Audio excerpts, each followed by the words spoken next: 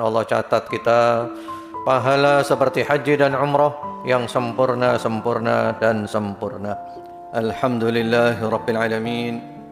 Allahumma salli wa sallim wa barik ala habibina sayyidina Muhammad wa ala ali sayyidina Muhammad, amma ba'd. Allahumma bika asbahna wa bika nahya wa bika namut wa ilaikan nusyur. Asbahna wa asbahal mulku lillah walhamdulillahi rabbil alamin. Allahumma ma asbaha bina min ni'matin aw bi ahadin min khalqik faminka wahdaka la syarika lak falakal hamdu wa lakas syukr. Allahumma inna nas'aluka ilman nafi'a wa rizqan tayyiba wa amalan mutaqabbala. Ma'asyiral muslimin wal muslimat, bapak-bapak, ibu-ibu, saudara-saudari sekalian, ikhwan wa akhwat fillah, barakallahu fikum. Alhamdulillah, kita bersyukur kepada Allah Subhanahu wa taala, hari ini Allah masih memberikan kehidupan, keimanan, kesehatan dan kesempatan. Allah mampukan kita untuk bangun salat subuh berjamaah di masjid, dan Allah mudahkan untuk duduk di rumahnya menghadiri majelis ta'lim sampai syuruk nanti, dan kita tutup dengan salat 2 rakaat, salatu sunnatil isyraq. Dan Allah Subhanahu wa taala menjadikan semua yang haknya diampuni, kesalahannya dimaafkan, taubatnya diterima. Allah berikan ilmu yang bermanfaat, rezeki yang baik, yang halal, yang barakah, yang banyak, dan Allah kabulkan semua aktivitasnya. Allah berikan sehat walafiat, istiqamah sampai mati. Allah catat kita pahala seperti haji dan umrah yang sempurna dan sempurna. Yaitu kalau ada murid yang meninggal dunia dan saya nilai sebagai murid yang baik, itu kalau meninggal saya selalu merasa kehilangan. Dan beliau walaupun tua, ya juga saya anggap sebagai murid juga. Beliau Masya Allah ya, mudah-mudahan nanti Allah kumpulkan lagi kita di surga. Pisah sementara dulu, nanti ketemu lagi di surga insya Allah. Allahumma amin. Surat Al-Humazah nomor 104. Ada yang menyebut surat Wailul likulli humazatil lumazah, dan surat ini adalah surat Makkiyah yang turun pada periode Mekkah sebelum Rasulullah SAW hijrah ke Madinah. Di antara tujuan daripada surat ini adalah ancaman keras untuk orang yang menghina agama dan menghina orang-orang beriman. Jadi orang kalau menghina agama, menghina orang beriman, itu ancamannya berat sekali. Bismillahirrahmanirrahim. Dengan nama Allah yang Maha Pengasih lagi Maha Penyayang. Wailul likulli humazatil lumazah. Setiap penghina dan pencela. Wailun. Wailun itu celaka. Wailun itu neraka. Yaitu alun wa syiddatu azab. Artinya adalah ancaman dan siksa yang berat. Likulli humazatil lumazah. Sebagian ulama menafsirkan yaitu orang yang menghinakan orang lain dengan perbuatannya dan juga dengan ucapannya. Menghina orang dengan perbuatan atau menghina orang dengan ucapan. Ada yang menafsirkan al-humazah yaitu orang yang mengkritik dan mencela dengan perbuatan. Ada yang menafsirkan gitu. Ngeritik orang, mencela orang dengan perbuatannya dan dengan isyarat-isyarat, mengerlingkan mata atau memonyongkan mulutnya dan semisalnya. Kalau al-lumazah orang yang mengkritik dan mencela dengan ucapannya. Sebagian menafsirkan seperti itu. Sebagian malah menafsirkan kebalikannya. Sebagian ada yang mengatakan al-hamaz itu dengan kata-kata perbuatan. Intinya sama sajalah. Celakalah setiap orang yang menghina orang lain dengan ucapan dan perbuatan. Jadi ayat ini adalah peringatan jangan sampai kita merendahkan orang lain. Jangan sampai kita itu mengurangi harga diri orang lain. Jangan sampai membunuh karakter orang lain dengan ucapan ataupun dengan perbuatan. Mari kita lihat dulu ucapan para pakar tafsir salafus saleh. Sahabat Ibnu Abbas radhiyallahu taala anhuma mengatakan, humazatil lumazah ta'anin mi'yabin. Kata Ibnu Abbas, orang yang suka mencela dan mengkritik. Jadi wong sing kerjaannya itu suka kritik wong, suka ngilono wong gak ono bendere. Kemudian Ar-Rabi' bin Anas rahimahullahu taala mengatakan, al-humaza yahmizuhu fi wajhin wal lumaza min khalfih. Ar-Rabi' bin Anas mengatakan al-humazah itu yang menghina seseorang, al-lumazah menghina orang di belakang. Ya. Jadi al-humazah itu ngilokno wong langsung di depannya. Kalau al-lumazah, nah dia main di belakang. Di depan kelihatannya bagus. Ya. Kemudian Qatadah rahimahullahu taala mengatakan, yahmizuhu wa yalmizuhu bilisanihi wa ya'kulu luhuman nas wa yata'anu alaihim. Ini pakar tafsir tabi'in Qatadah mengatakan, yaitu dia menghina dengan lidah, dengan mata, dan memakan daging orang lain, yaitu ghibah, serta mencela mereka. Menghina dengan lidah. Ya mungkin isyarat pakai lidah gitu ya. Dan sekarang itu ada kan menghina pakai lidah kan? Gimana contohnya? Apa? Gini itu atau gimana? Walhasil pokok niatnya menghina orang pakai lidahnya. Kalau dengan mata dikerlingkan. Gitu. Jadi seperti itu. Kemudian juga memakan daging orang lain, menghibah dan mencacat orang, membunuh karakter orang lain.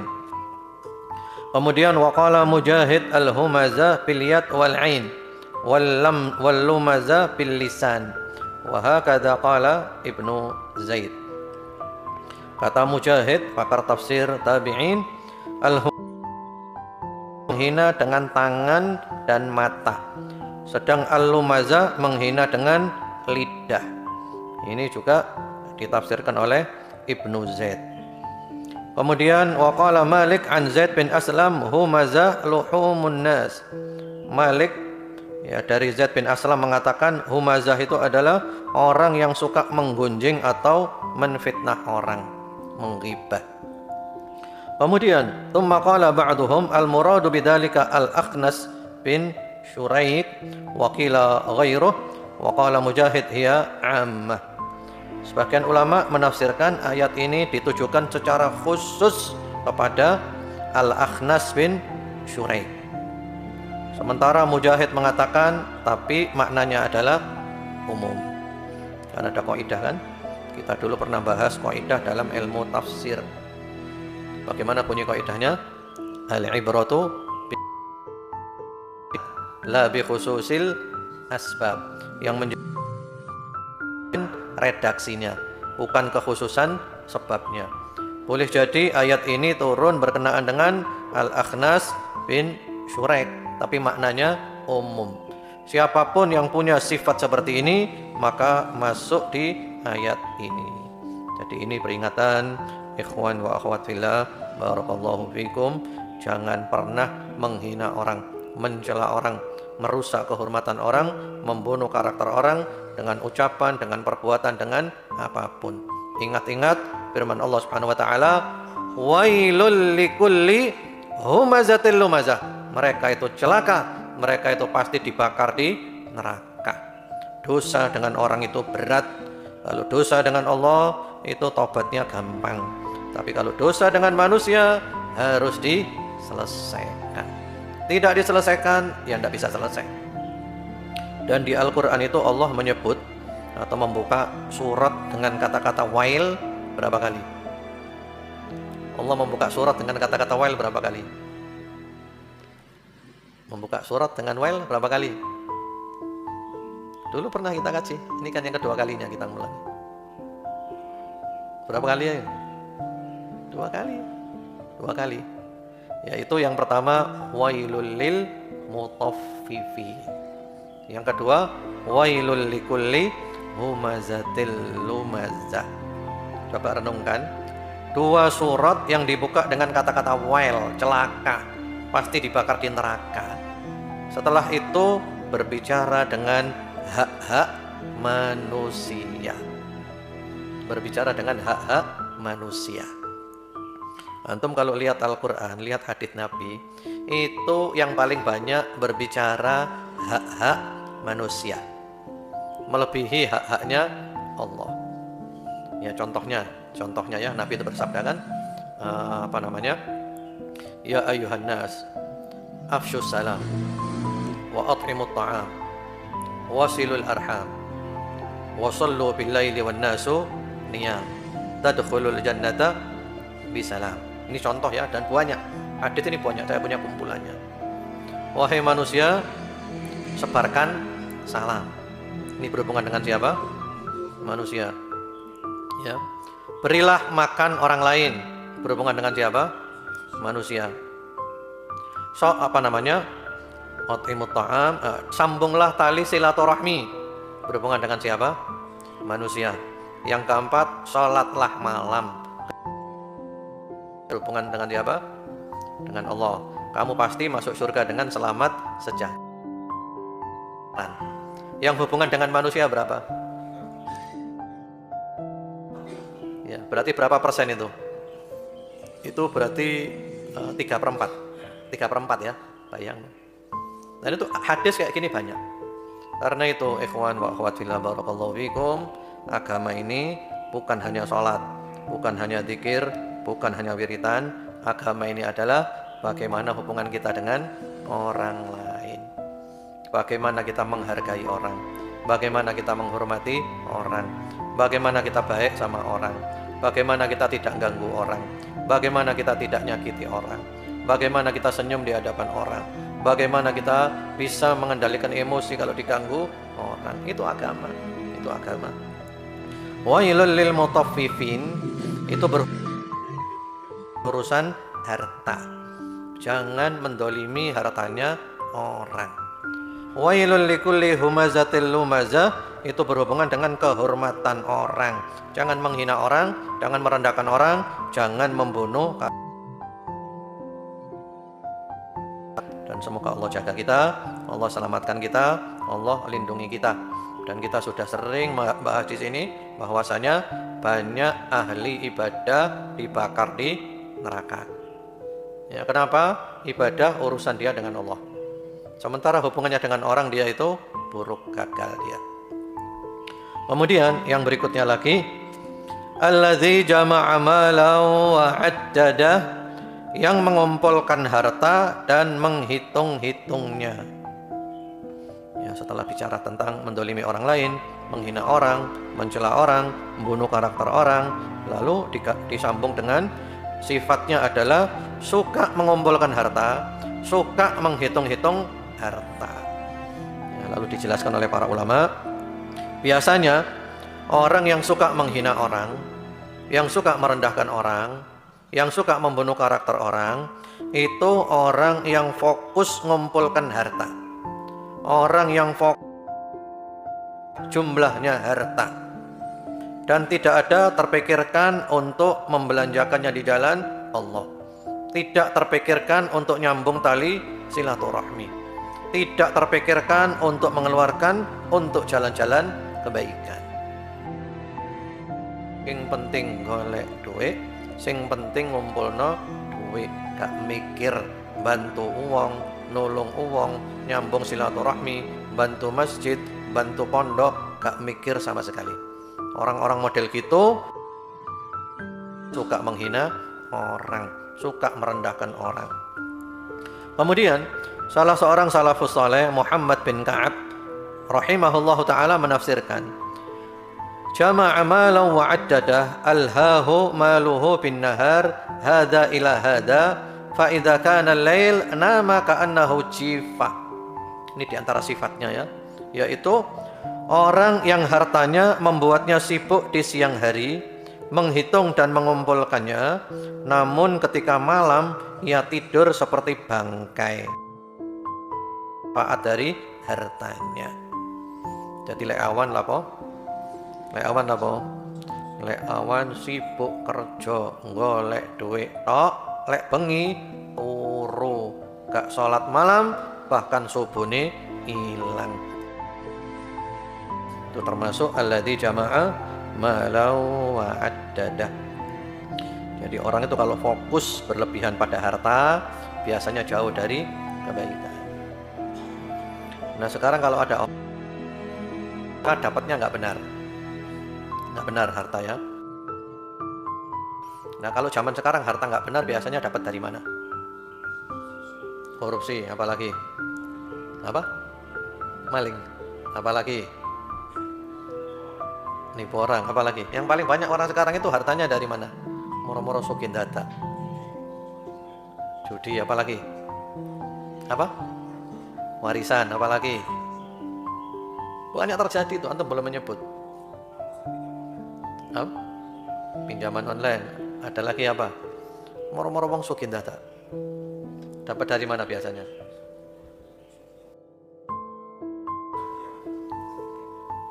Banyak itu, banyak. Money laundry. Money laundry itu kan orang nakal gitu kan ya. Kemudian untuk cari selamat, hartanya diberikan orang itu kan ya. Iya, dititipkan ya. Tapi dipakai oleh dia kan. Ya, sehingga ada orang kok itu kaya mendadak. Itu banyak ya, banyak. Atau juga mungkin dari markup. Sekarang kalau ada orang dapat harta seperti itu hartanya haram apa tidak? Haram. Tapi orangnya loman. Ya bantu keluarganya, nyambung silaturahmi, loman, bantu masjid ini itu. Gimana itu kira-kira? Mirip Robin Hood ya. Robin Hood gitu kan? Ngerampok kayak bantu uang liya. Ya, itu kalau menurut Rasulullah SAW, dia sak hartanya dibakar di neraka jahanam. Dia sak hartanya dibakar di neraka jahanam. Karena apa? Allah tidak nyuruh kamu sedekah. Allah tidak nyuruh kamu nyumbang orang lain. Allah tidak nyuruh kamu nolong orang lain. Allah nyuruh kamu cari harta yang itu penting. Yang Allah suruh kamu cari harta yang halal. Boleh duit sing wake nyumbango, duit haram gak apa-apa. Bersihkan hartamu dengan sedekah. Kan ada tulisan ngono kan? Di apa namanya? Di jalan kadang ada tulisan bersihkan hartamu dengan zakat. Bersihkan hartamu dengan sedekah. Ini tulisan ini ambigu ini, multi tafsir. Tergantung sing baca sapa iki. Kalau yang baca orang baik pun hartamu itu halal, mesti ono apa?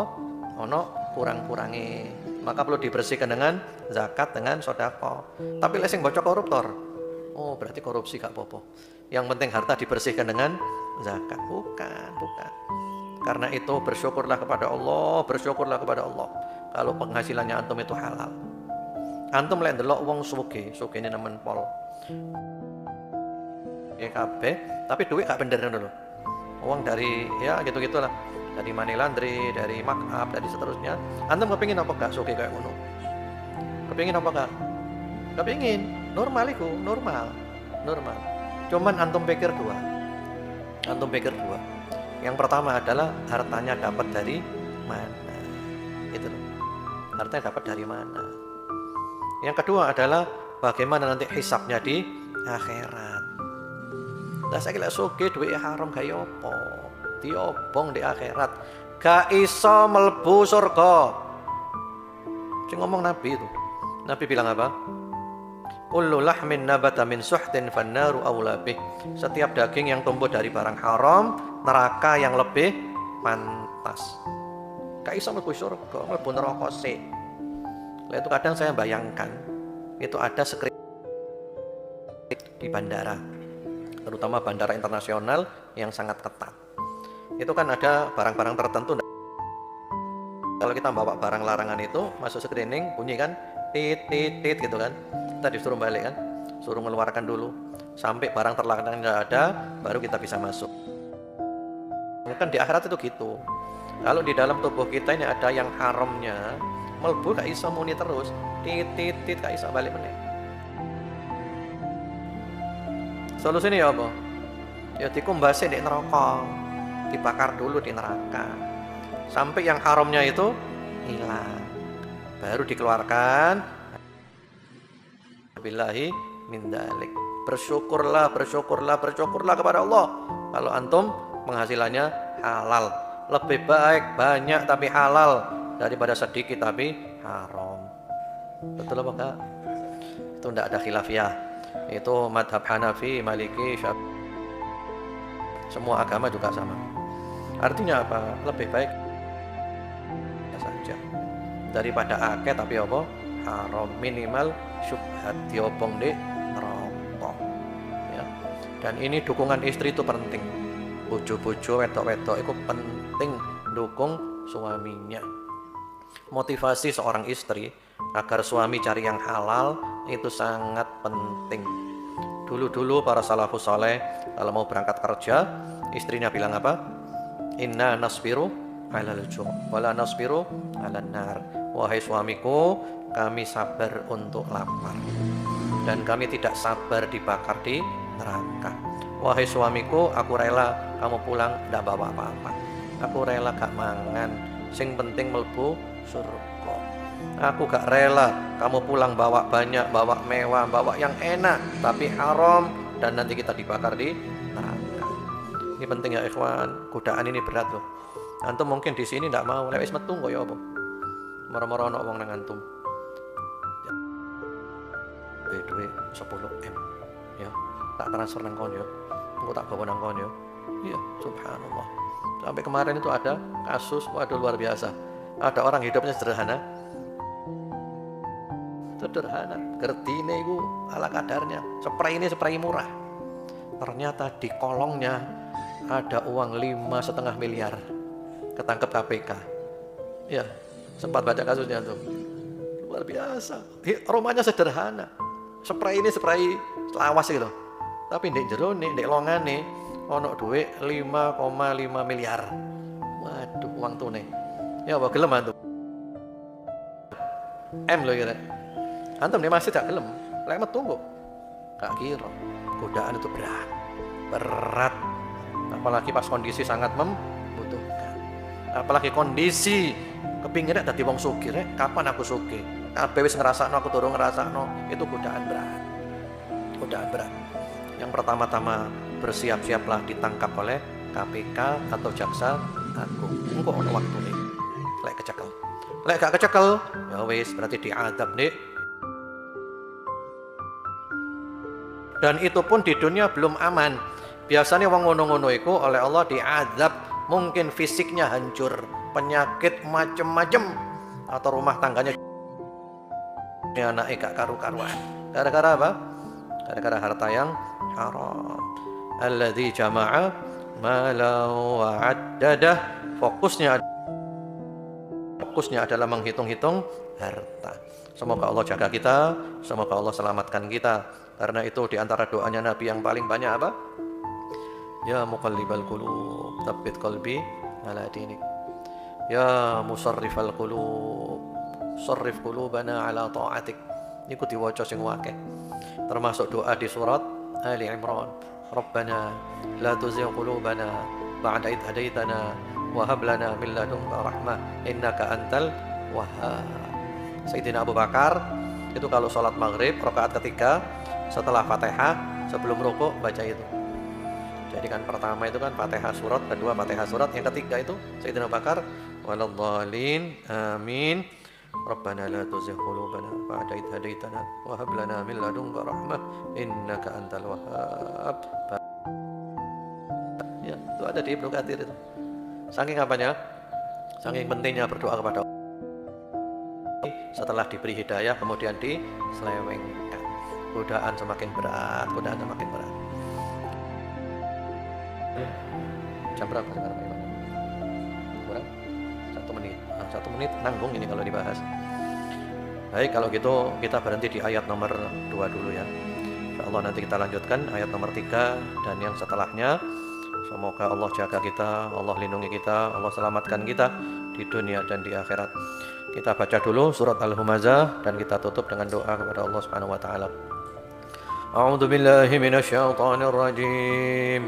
بسم الله الرحمن الرحيم ويل لكل همزة لمزة الذي جمع مالا وعدده يحسب أن ماله أخلده كلا لا يطعمه وما أدراك ما الحطمة نار الله الموقدة التي تطلع على الأفئدة إنها عليهم مؤصدة في عمد ممددة بسم الله الرحمن الرحيم الحمد لله رب العالمين اللهم صل وسلم وبارك على حبيبنا سيدنا محمد وعلى آل سيدنا محمد ربنا اغفر لنا ولوالدينا وارحمهم كما ربونا صغارا اللهم ارحمنا بالقرآن واجعله لنا إماما